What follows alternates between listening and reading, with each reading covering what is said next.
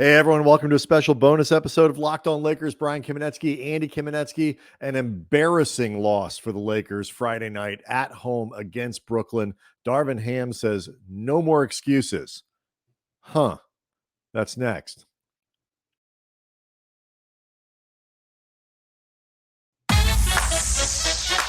You are Locked On Lakers, your daily Los Angeles Lakers podcast. Part of the Locked On Podcast Network, your team every day.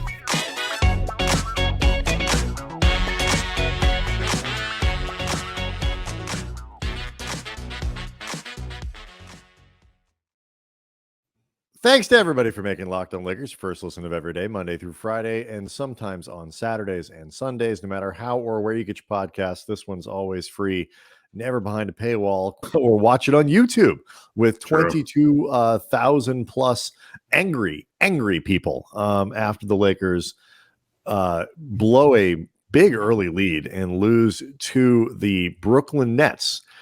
These now 17-24 Brooklyn Nets, who are now 7-14 away from Brooklyn. The Lakers lose 130-112 in a complete and total second half collapse.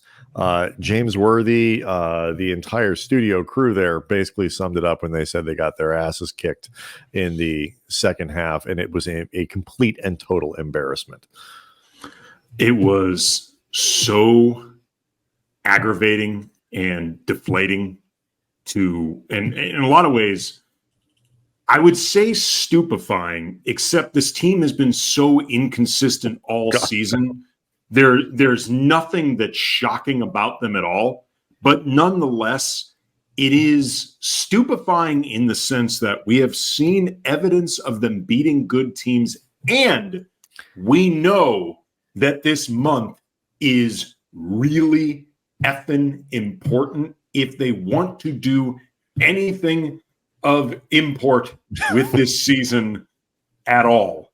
So to go up against this Nets team that was 1-9, they were 1-9 in their last 10. They've lost 14 of their last 17. To give up 130 to these Nets, Brian, it sounded a little bit distracted. I was going through the Nets schedule. Want to take a guess when the last time the Nets have scored 130 in regulation? I can't tell you that exactly. I know they've averaged about 106, 107 over their last 10. I'm going to say, where are we? January, checking the old watch. 19th was the day of the game. Some people are hearing this on the 20th. I'm going to say December 11th. Oh, Brian. Way back. It's the Nets. We're talking about the Brooklyn Nets, Brian. Is it this year at least? You mean this calendar year? No, this season. Yes, it is this season. Okay. It is this season. You're not expecting me to go back to like 2021 no. or something. It was not a trick question. It was this season. I'll say November 4th. You're getting warmer. October 30th, they put up 133 on the Charlotte Hornets. Well, you know what that tells me, Andy? They were due.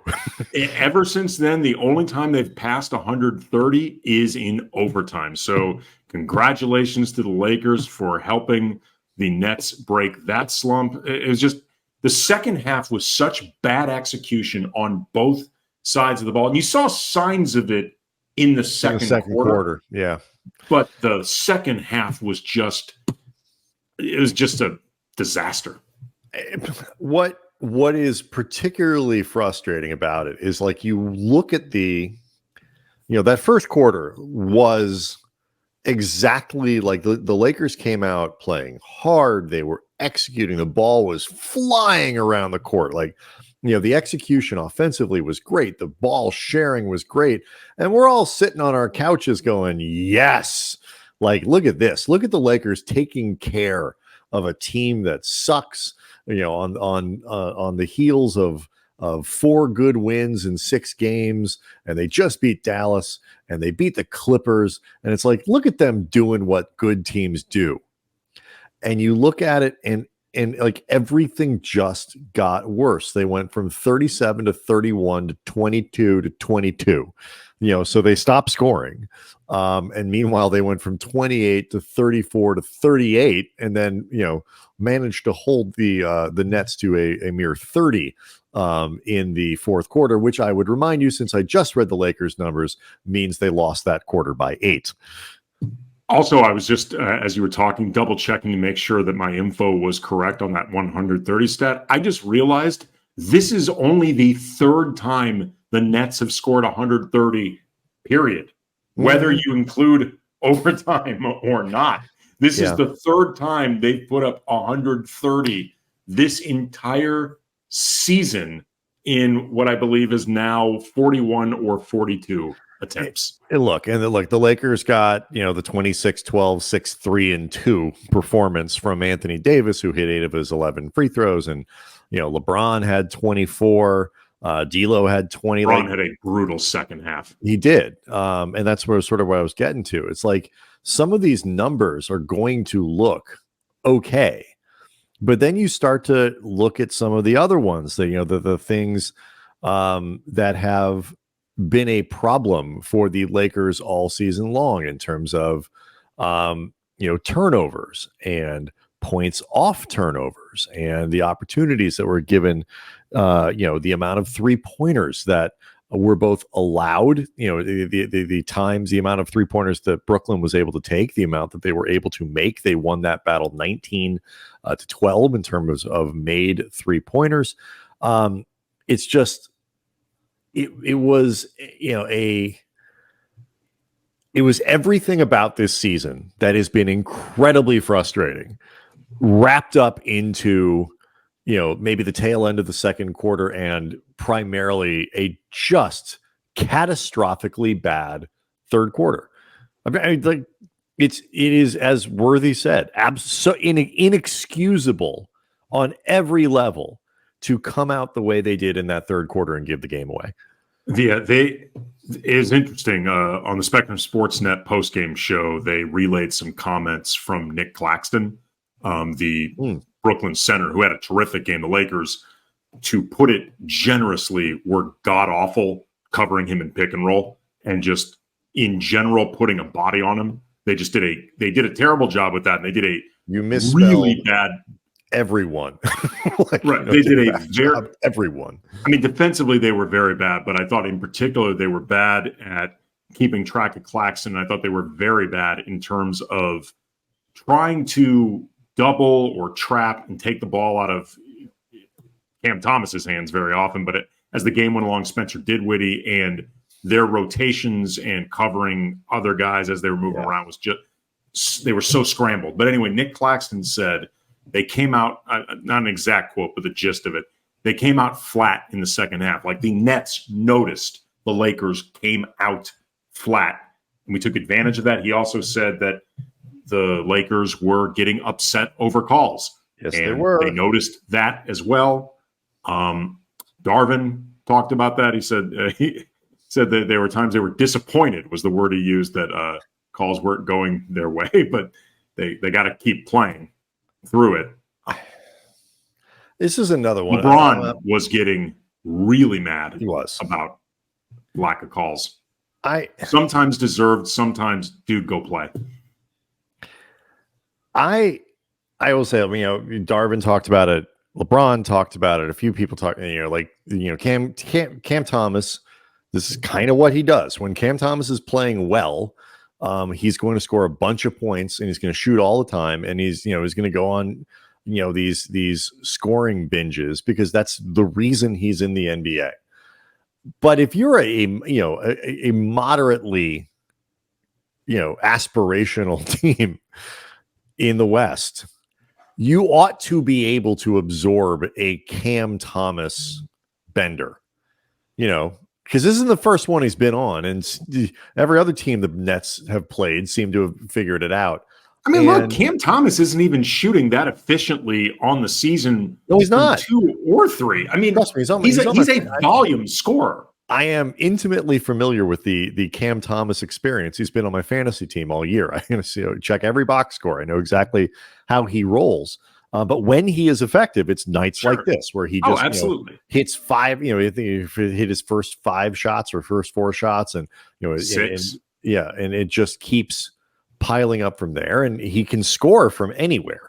He's a great. I'm not trying to take that away. He is. No, I know, but my point is, okay, it's Cam Thomas, and it's still the Brooklyn freaking Nets, and you should be able to absorb that because you managed to bottle up Kyrie Irving the other day while Luka Doncic was going off, and win that game, and you don't stop executing on offense, and you don't stop your focus. But really the only guy, AD aside, who I felt like was kind of in it the entire game and even managed to hit a couple 3-pointers was Jared Vanderbilt. He's playing really well. He's playing great. He's playing very well. I'm not blaming this on Darvin because it is a team effort, coaches included. This was another night where I wish Darvin had come into the press conference after the game and just took a flamethrower to the place.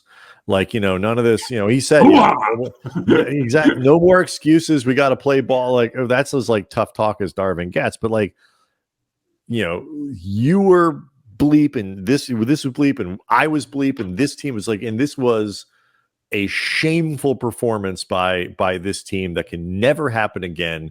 And it was just, but it was more of the same. And this sort of one of the things that I think makes people think, that realistically that one of the qualities that is helping the team tune him out to the extent that they are is that at least externally, the tone never changes. And it's one thing to be steady and even. It's another thing to be the same all the time. You can't do it that way. Well, you also, here's the thing. And he said, quote, "It's over for the excuses. We got to play basketball," which great in a vacuum, he's 100% right. Sure. But even then, beyond what you were saying before about how he was soft pedaling certain things that they were doing wrong, and that every now and then, we covered Phil Jackson for 6 or 7 years, the Zen master, never too high. There'd be times Phil absolutely lit up the team or would talk about them in such sarcastic tones that he might as well have been cussing them out in front of us. Right. He would get so scathing, what he wildly means. Condescending at times. Right. But right before Darvin said, "It's over for the excuses. We got to play basketball," he talked about how difficult it is to manage different bodies right now on this team that are dealing with issues. It's damn near impossible to have a practice. It affects shoot-arounds. You're trying to collaborate with the medical staff and support staff, and you want to be smart about it. And basically what he was saying is, in part, you don't want to just run these guys ragged in a practice to prove a point and then have them sapped of the energy that they need because of what they're dealing with during a game, which, okay, but that is bad timing at the least for your messaging. It sounds like to you and me an excuse. Yes, it does. Right. And just that, like a lot of things from this game, can't happen. I also thought it was interesting. James Worthy, after the game, said that they need to have, quote, "the Lakers need to have a team meeting and stop this nonsense of getting beat on your home court. You beat the good teams, OKC, the Clippers a while back in Dallas, but you lose on your home court to the Nets." I wonder if they do need to have if they haven't already, some type of serious come to Jesus. What the F are we doing with this season? What are we doing? Well, we'll talk more about it. God, if it's after another loss after Sunday's game against Portland, we'll see. But we'll talk more about it this week. I wonder if they just are waiting for the trade deadline, if they're just expecting the big changes to come, and and I wonder how much if you don't have a ton of confidence in your coach as a locker room, and you have this sneaking suspicion, and the Lakers Twitter was rampant with DeJounte Murray talk on Friday, just as one example. That is not a combination to sustained excellent play as a team. And there's a lot going on there, and it's none of it is good. This was a time this game pick Oklahoma City, pick the Clippers, pick Dallas. This game undoes one of those. I'll just say they might as well have lost that game. I'll just say really quick before we go. If you wait too long leading up to the deadline to save you, the front office might rightly decide it ain't worth doing it for this deadline. It ain't worth giving up resources beyond a certain point, assets beyond a certain point, because it ain't going to save us for this season. So if you want the deadline to save you, you still got to begin that process by saving yourself. Worth noting, too, that the deadline saving you is the exception, not the rule. All right. Plenty more to talk about, to think about with this game, Andy, and we will unpack more on Monday following the Sunday night game. But first, this. Yeah, that our show, Locked On Lakers, it's brought to you by our partners at eBay Motors. They have teamed up with Locked On Fantasy Basketball host Josh Lloyd to bring you some of the best fantasy picks each week, all season long, whether you're prepping for a daily draft, scouting the waiver wire. Every week, we're going to provide you with players guaranteed to fit your roster. So let's see who Josh has picked out for us in this week's eBay Guaranteed Fit Fantasy Pick of the Week. Among others, Gigi Jackson. Memphis, half the team is hurt right now. They need shot creation. Gigi Jackson can do it. He showed flashes. He recently got the TNT postgame interview where he looked like a little kid excited to talk with Shaq. He's going to have an opportunity right now, so go after him. Josh also talks about Marvin Bagley III. He's on the Wizards. They traded for him for some reason, so I got to figure they're going to take a look at him. Josh Lloyd from Locked On Fantasy Basketball is going to help you win your fantasy championship. And eBay Motors knows a championship team is about each player being a perfect fit. Same with your vehicles.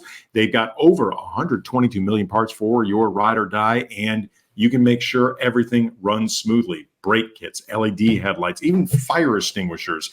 eBay Motors has it. And with eBay Motors Guaranteed Fit, it is guaranteed to fit your ride the first time, every time, or your money back. So keep your ride or die alive with ebaymotors.com. eBay Guaranteed Fit, only available to U.S. customers. Eligible items only. Exclusions apply. Locked On Lakers is also brought to you by Grammarly. Look, Andy and I can tell you, from firsthand experience, writing is difficult.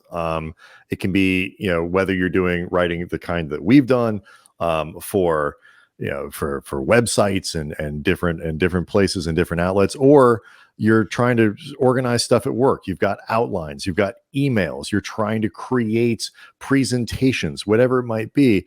And so when it comes to writing, Grammarly is there to support you from start to finish. And so for over 10 years, Grammarly has been powered by AI technology you can trust to help you across all the places where you write the most. And now Grammarly helps you do more. With one click, you can easily brainstorm, rewrite, and reply with suggestions based on your context and goals. So you can improve your productivity, both for you and for the rest of your team.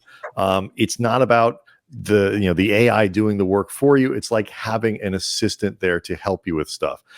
You can push through a lot of the challenges and the pain points and all those sticking things that help you or that keep you from being as productive as you need to be over the course of the day, whether it's presentations, emails, all of it. The best part about Grammarly is that it's free.